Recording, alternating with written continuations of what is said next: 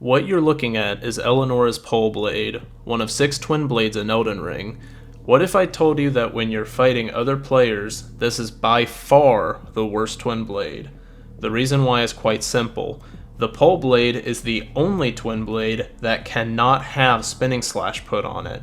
While Bloodblade Dance is great at killing normal enemies with its high damage, high stagger, and nigh unbreakable hyper armor, you will almost never hit a real person with it due to the move being both slow and telegraphed. On the other hand, when spinning slash is on a twin blade specifically, it becomes perhaps the strongest single move in the game, whereas the move was perfectly fine before patch 1.10, after, twin blade spinning slash reared its ugly head as extremely overtuned, spammable, and brain dead. However, twin blades are a balance joke. Despite having such an obscenely powerful Ashe in its arsenal, twin blades are nowhere near the best weapon in the game. When you look past spinning slash, you realize that only about 3 of its moves can be considered alright, and then the rest of the moveset is completely worthless. In today's video, we will not only discuss what makes the twin blade spinning slash so overpowered, but we will also discuss the shortcomings in the rest of the moveset. Stay tuned, because we have a ton to look at. Spinning slash is able to be put on a wide array of weapons, and the attack changes based on what it's on. Small weapons have the fastest version of spinning slash, while medium to large weapons have a version that is slower but gains hyper armor for trading. However, twin blades have a third version that has almost every conceivable upside a move can have. Let's list all of the good things about it. First, it is fast enough to be a very reliable roll catch. It has a ton of forward momentum. It has follow-up slashes that also roll catch very easily. Since patch 1.10, all 3 slashes now break poise, and it roll catches into itself very easily. All of the above qualities make escaping spinning slash at close range or from hit stun nearly impossible. You may dodge the first slash, but the second and third almost always roll catch you. If this was all that spinning slash had going for it, it would still be an overtuned spammy mess. Don't be fooled though. Despite twin blade spinning slash looking like just an upgrade to the version small weapons have, the twin blades are hiding a devilish secret.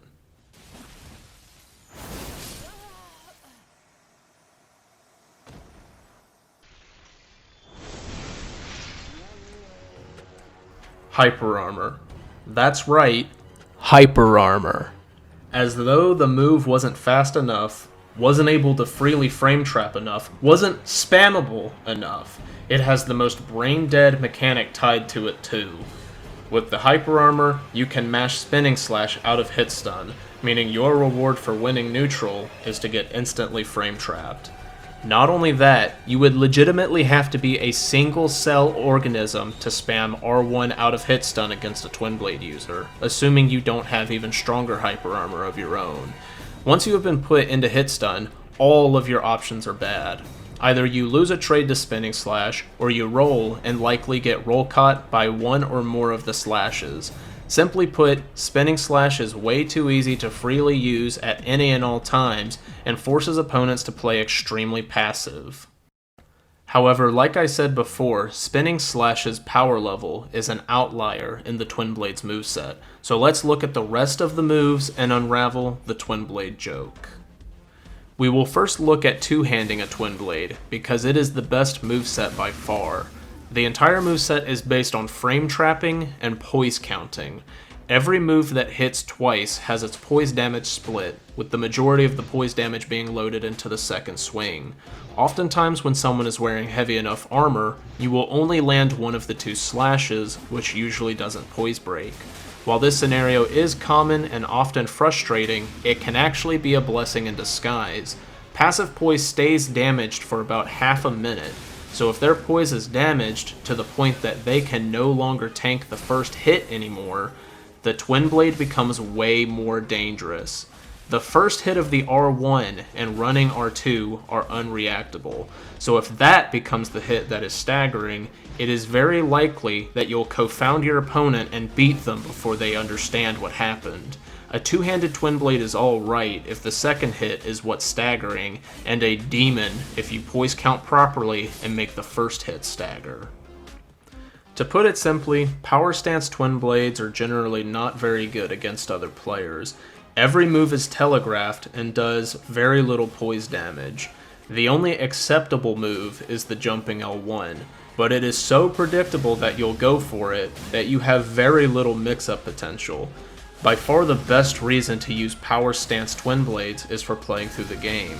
Since you can get away with spamming the jumping L1 against most enemies, you can enjoy the truthfully ludicrous damage with much less repercussion. However, in PvP, the setup would need quite a bit of love from the balance team to be remotely good. Now, it is time to look at one of the most useless movesets in the game, the one-handed twin blade moveset. At an initial glance, the one-handed moveset looks similar in speed to weapons like curved swords and katanas, so what makes it so bad? 101. The standing R1, running R1, backstep, rolling, and crouching R1 all only do 101 poise damage, which is utterly laughable. The majority of players are already wearing heavy armor, meaning that most players can simply walk through your attacks. Unlike the power stance moveset, you have no redeeming qualities like crazy damage or a great R2. Nothing. And then when you consider the weight too, you could easily just run power stance straight swords or curved swords and other setups for the same or less weight, for way more damage and the ability to poise break.